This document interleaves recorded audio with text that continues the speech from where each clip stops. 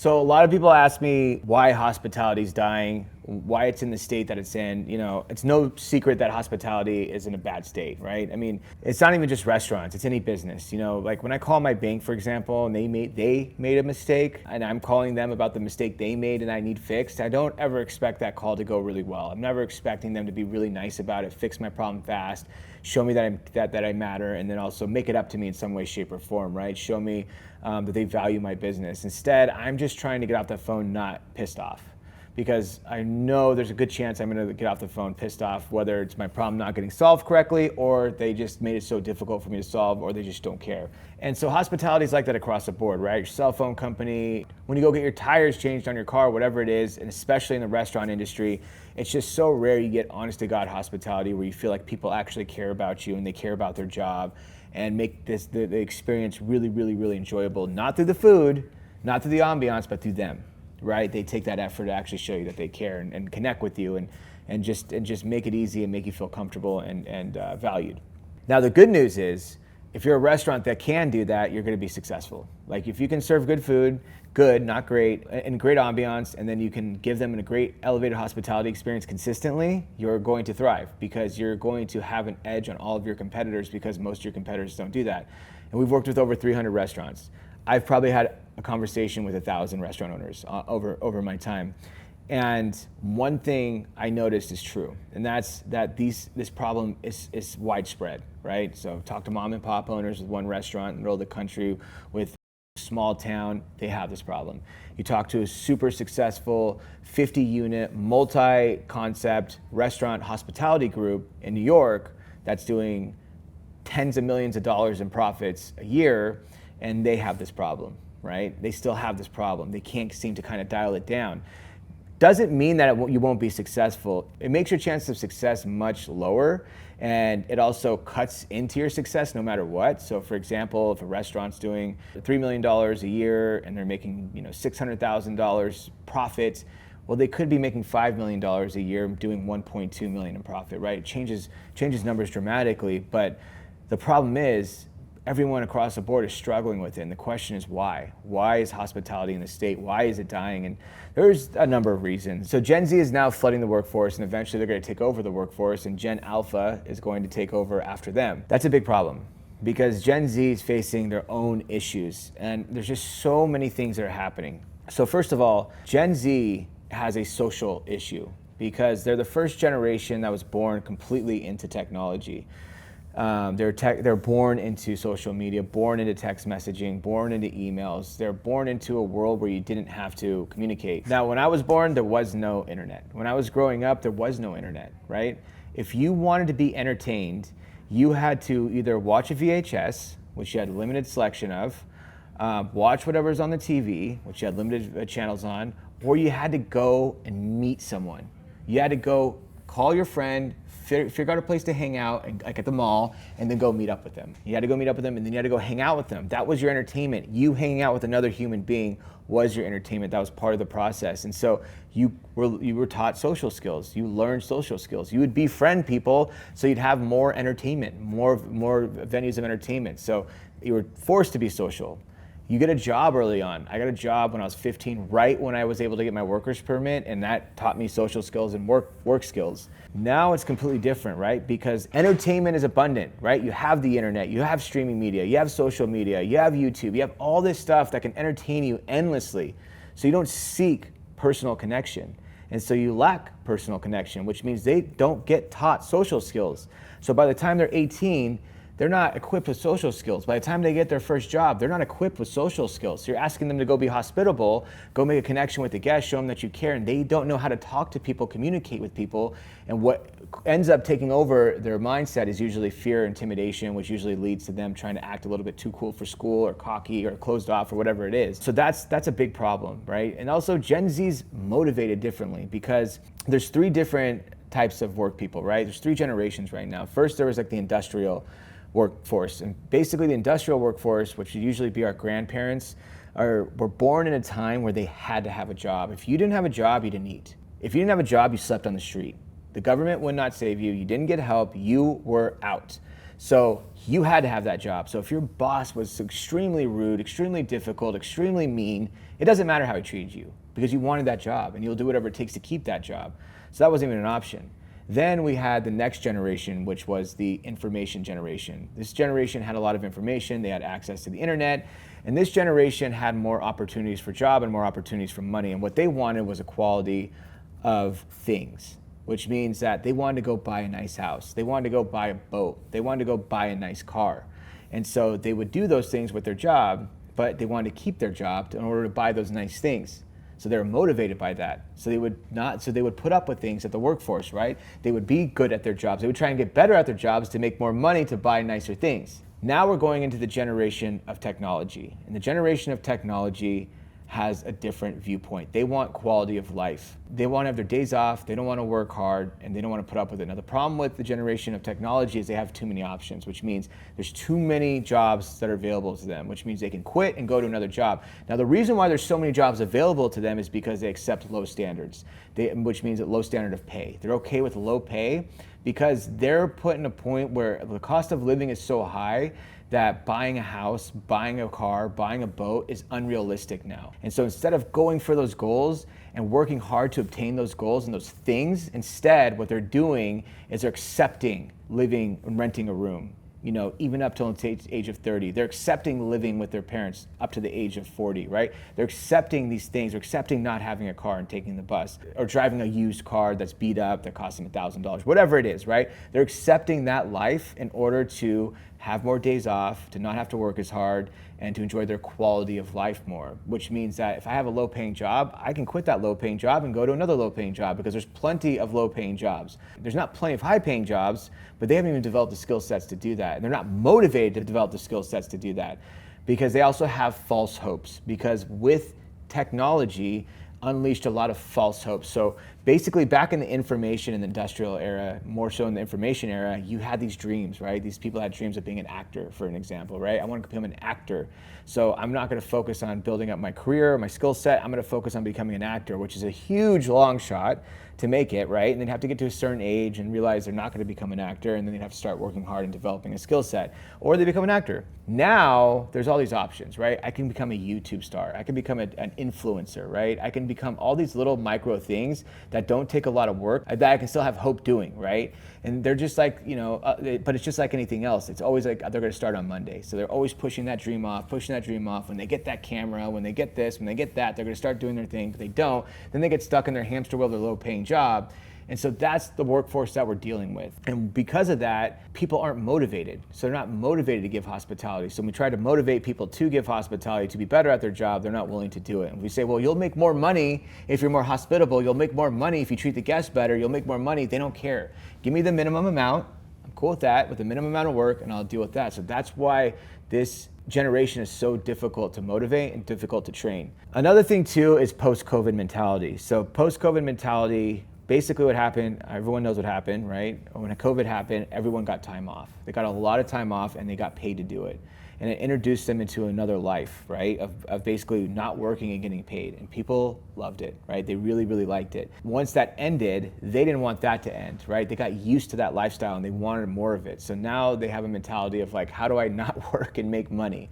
And so we have post-COVID mentalities of people wanting to work less, not having to work for their jobs, not working hard jobs, and wanting to work from home, wanting to work from their phones, wanting to work from their computers. So that's a big issue that we're facing too. And lastly is technology. We have AI now. AI created a gap of the way people learn. People learn differently now from AI. And colleges are gonna have to adapt, and they already are, right? You cannot teach the same way now that AI exists. It's completely different, right? People can just use AI to write a freaking essay. There was a point when that AI didn't exist and you couldn't do that. It wasn't even a possibility. So you had to write your freaking own essays. You had to write your own stuff. You had to take your own tests, right? It wasn't, you couldn't just cheat. Now AI makes it accessible to cheat. It makes it accessible to write those things. It makes it accessible to write emails. You don't have to think about all these things. They just get done. So people learn differently. They're motivated differently. They get buy-in differently. And the world's completely changed. Yet most restaurants train like it's 2015 still, like it's 2020 still. They're training the same exact ways and wondering why. What's up with this generation? Why don't people get it? Why are people like this? It is their fault, but it's also because of your training. It's your fault as well. You haven't adapted or evolved your training whatsoever. You haven't taken the time to evolve your training. Your training needs to evolve with the times. It needs to evolve for Gen Z. It needs to evolve for post-COVID mindsets. It needs to evolve for technology. And the beauty of this and the good news of this is that it's doable, right? And so it's not all hope is lost and we're all screwed and it just is what it is. Chick-fil-A is a great example of this. Chick-fil-A, In-N-Out, both companies, amazing success with this because they have 16-year-old kids doing it with a smile on their face, right? Being professionals at 16. Chick-fil-A does this and In-N-Out does this. Now, if you ask both those companies what their strategy is, it's leadership. They're heavily focused on leadership. And so if you're having issues training your staff or getting your staff motivated or bought in or giving a hospitality experience, my number one focus would be, if I were you as a restaurant owner, is to focus on my leadership team first. That's the first thing you want to fix. You have a hole in your boat's leaking, it's starting to sink. You want to fix the hole first, then you scoop out the water with a bucket. You can't scoop out the water with a bucket and expect the hole to fix itself. It doesn't work that way, obviously.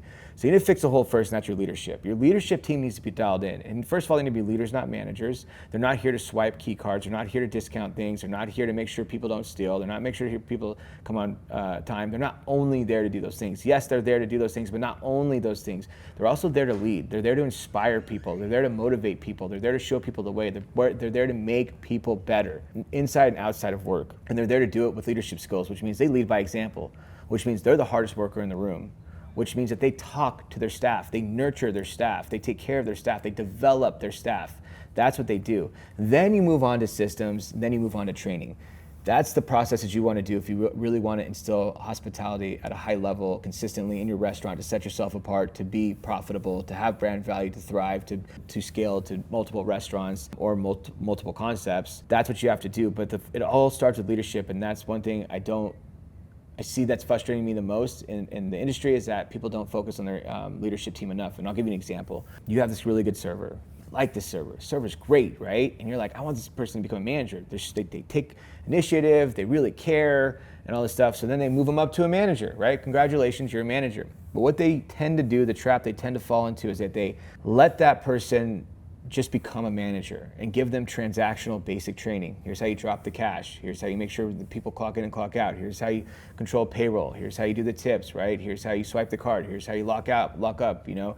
Here's how you check the lines. It's all this transactional training and no hospitality or leadership training. And you want them to be leaders, but yet you're training them to be transactional, and they're in charge of people that you want to not be transactional. I don't want my staff to be transactional. I want them to give hospitality. I want them to give an experience. Yet you're training your managers who are above your staff to be transactional, training them only on transactional things, and then expecting them to train.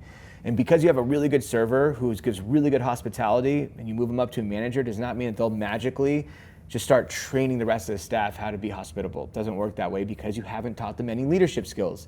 You're gonna have to teach them leadership skills to bridge the gap between how to train their staff on a hospitality experience and doing it through leadership. Leadership is the key, but they have to become leaders. There's 4 cornerstones of leadership, which is our guest recovery, inspirational, emotional intelligence, and accountability mastery. If you don't have accountability consistently across the board in your restaurant, that's your first problem, right? That's gonna cause chaos and inconsistencies, and it is literally the source of almost all issues restaurants have.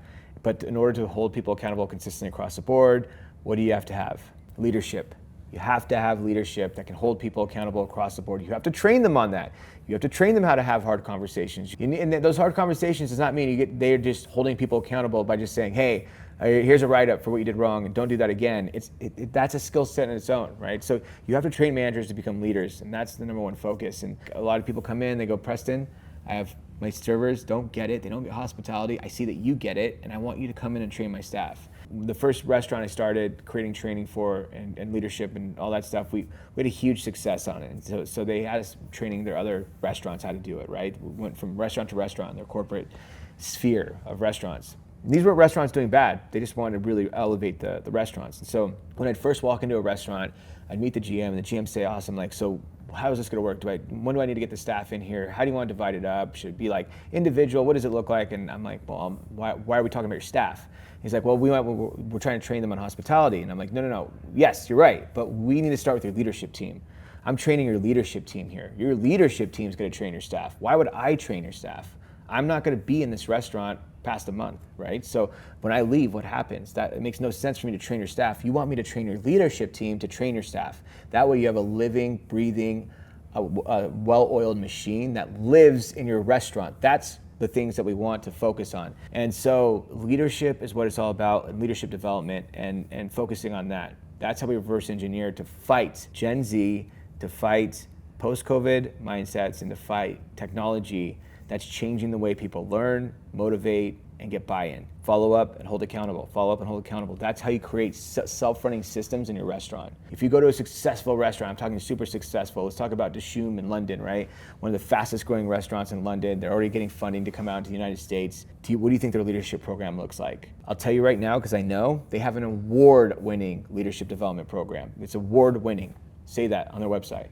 Those are the things that you want to focus on is your leadership development, and that'll solve most of your problems. But then let's talk about failing restaurants, right? Let's talk about restaurants like Applebee's, and these, I'm saying these because they're so well-known brands, right? But Applebee's or Fridays or Red Lobster. I'm sure you have a restaurant in your town that you used to go to that was great, or when it opened up, it was freaking amazing. Now we're 10 years down the road, and you're like, what happened to that restaurant? Like, what happened to that place? It used to be great. Now the food's kind of fallen off. The service isn't that good. It seems a little beat up, whatever it is. And that's because the leadership died down. They probably didn't have systems. They didn't have a leadership development program. They opened up, had some great leaders that they hired, and then those leaders came in and did a great job, but then they got demotivated in some way. Maybe ownership took advantage of them, maybe ownership underpaid them, maybe ownership didn't appreciate them, maybe ownership just let them go, or they went on to do better things, and now they don't have a system to develop leaders, right? So now that you're relying on people and not systems. Now when you rely on people and not systems, that means you have to hire the right person every single time. Because when you hire a wrong person, it literally just takes you down a notch every single time. That's why it's so important to rely on systems that develop people, not people that are already developed. And so when you look at restaurants like Applebee, TGI Fridays, or Red Lobster, what do you think their leadership program looks like? Like if you were to go in there and talk to their managers right now, what do you think the temperament's going to be? Are you going to be like, this is an impressive leadership team? Or do you think it's going to be a subpar leadership team? Or do you think it's even going to be a bad leadership team, right? More likely than not, it's going to be subpar to bad. And you don't want any subpar bad leaders in your restaurant. You want all good, great leaders in your restaurant, of course. And you want to be the one that develops them. You want to have a development program that controls that, not just hope that you hire the right people. That's the problem, is when you see these bad restaurants, I can guarantee you, show me a bad restaurant, and I'll show you a bad leadership team, right? And it's not even their fault. That's a problem. It's not the leadership team's fault. You might even have a good leader in there, a couple good leaders, and they might be all good leaders, but they're either untapped or they're completely demotivated because they don't have the tools or the support, and they don't have the care. If the person above them is not caring, they're going to stop caring after a while because they're getting beat up day after day by being surrounded by people who don't care. So that's why we want to focus on development, right? And that's why it's so important. Now, I know it started talking about like why hospitality is dying, but that's part of it. Is that people haven't adapted with the change of technology, with Gen Z, and with post-COVID mindsets. Our leadership has to be stronger than ever, right? We have to lean into our leadership team to be able to guide this, and that's exactly what Chick-fil-A and In-N-Out does. They lean on their leadership. They lean on it. They heavily focus on that. That's what gets them through it. That's the difference, right? That's what keeps them adapting, evolving, moving, and motivating, is those leadership development skills. And so that's what we have to focus on heavily. And that's a part of why hospitality is dying. And it can be reverted, right? But you have to have ownership that cares deeply. You have to have leadership development underneath them that can develop the leaders that they want them to be. And if they can't develop them into those leaders, then they need to find another place, right? You're not going to be a good fit here. Then we have to have systems and training underneath that to properly develop the people underneath them. And then the leadership team will consistently hold people accountable, follow up, and nurture the staff underneath them. And it becomes a well-oiled machine, which ultimately creates culture of excellence. So again, if you're seriously wondering what needs to be fixed in your restaurant, why is certain things aren't happening that you want to happen, why are certain things playing out the way they're playing out, you can literally trace it all back into underdeveloped management or underdeveloped leaders.